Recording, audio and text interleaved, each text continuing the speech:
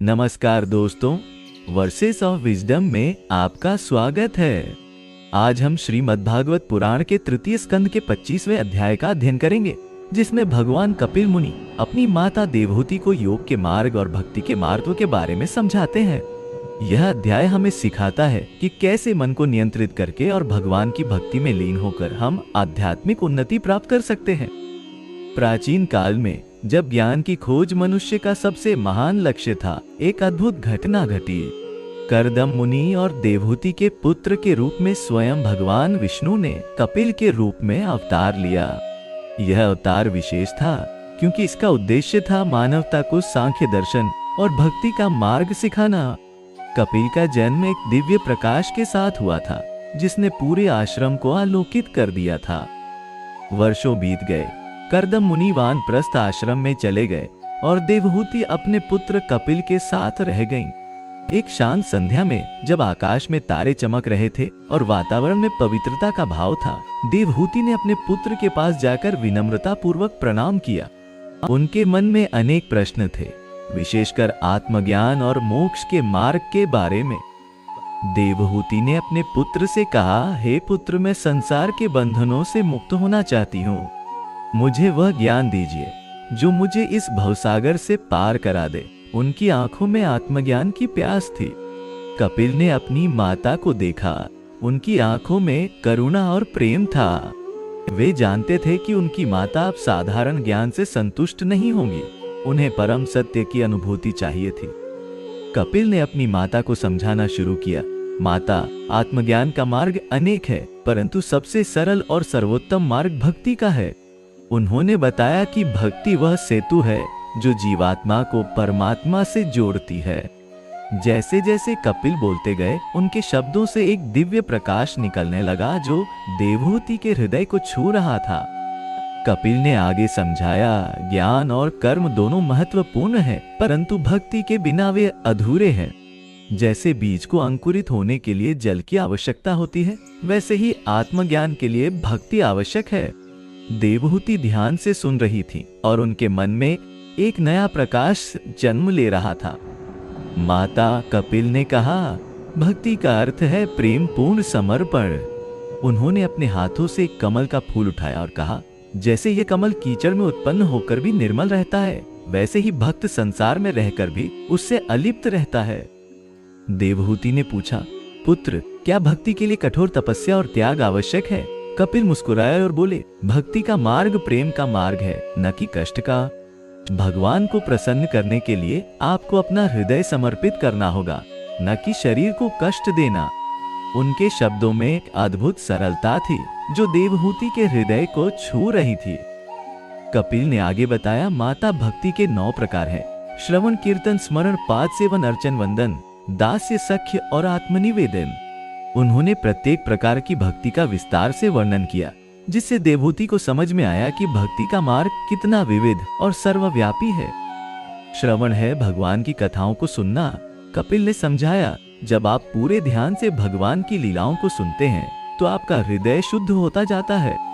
देवहूति की आंखें बंद हो गई और उन्होंने अपने मन में भगवान की अनेक लीलाओं की कल्पना की। उनके चेहरे पर एक शांत मुस्कान आ गई।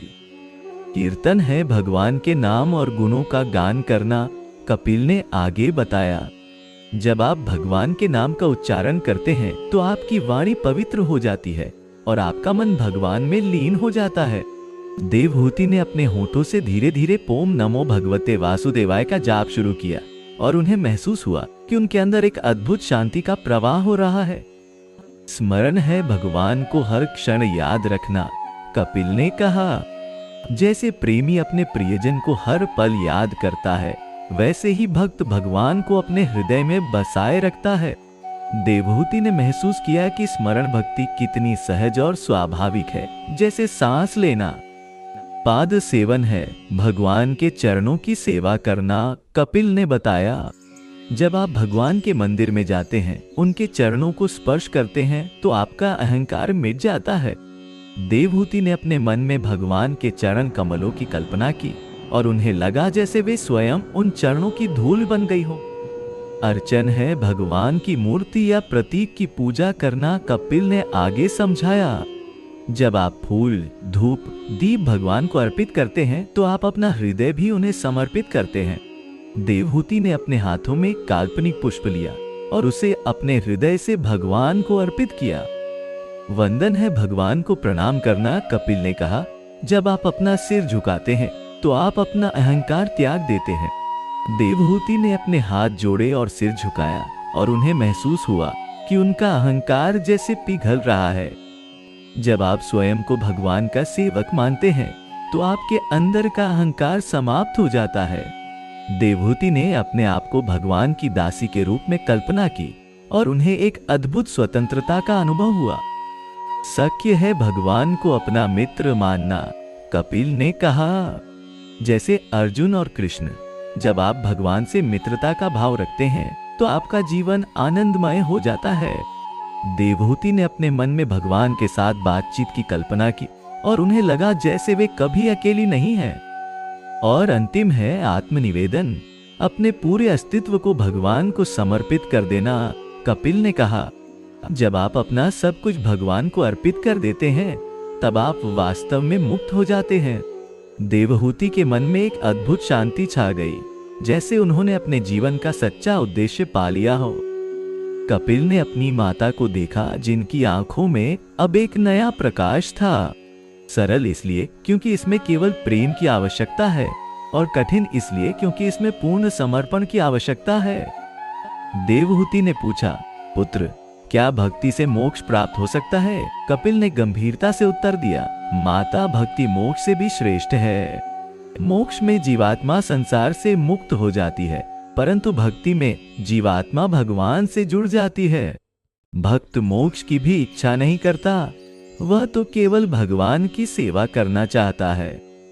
कपिल ने आगे समझाया, माता, जैसे लोहा अग्नि के संपर्क में आकर स्वयं अग्निमय हो जाता है, वैसे ही भक्त भगवान के प्रेम में डूबकर दिव्य गुणों से युक्त हो जाता है।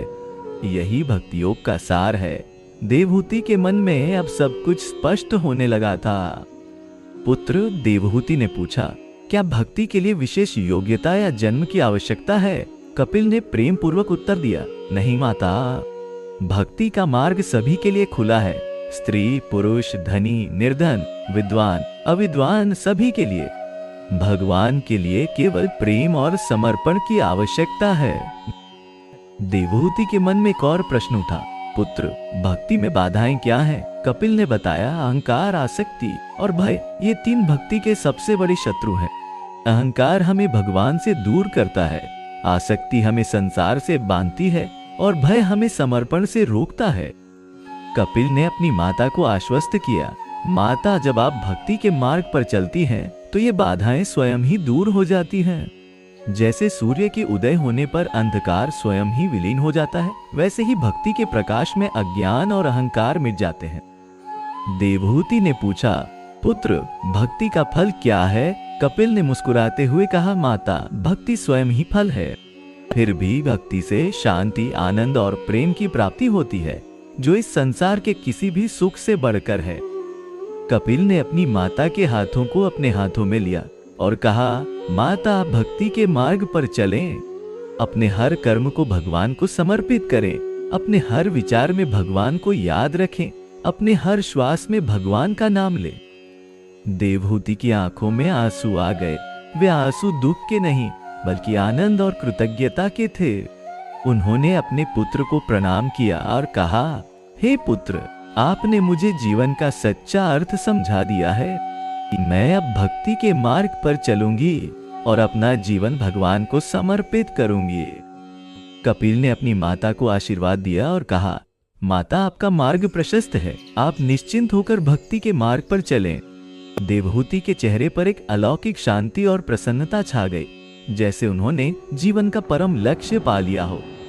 इस प्रकार कपिल ने अपनी माता देवहूति को भक्ति योग का महत्व समझाया। यह ज्ञान केवल देवहूति के लिए ही नहीं बल्कि समस्त मानवता के लिए था। आज भी हजारों वर्षों बाद कपिल के ये वचन हमारा मार्गदर्शन करते हैं और हमें बताते हैं कि भक्ति ही जीवन का सार है। मित्रों, आज हमने कपिल मुनि के ज्ञान से भरे उपदेशों को जाना। आशा है कि यह ज्ञान आपके जीवन में प्रकाश लाएगा और आध्यात्मिक मार्ग पर आपका मार्गदर्शन करेगा। यदि आपको यह वीडियो पसंद आया तो कृपया इसे लाइक करें, अपने मित्रों के साथ शेयर करें और वर्सेस ऑफ विजडम चैनल को सब्सक्राइब करें। आपके सुझावों का हम स्वागत करते हैं। धन्यवाद और शुभकामनाएं।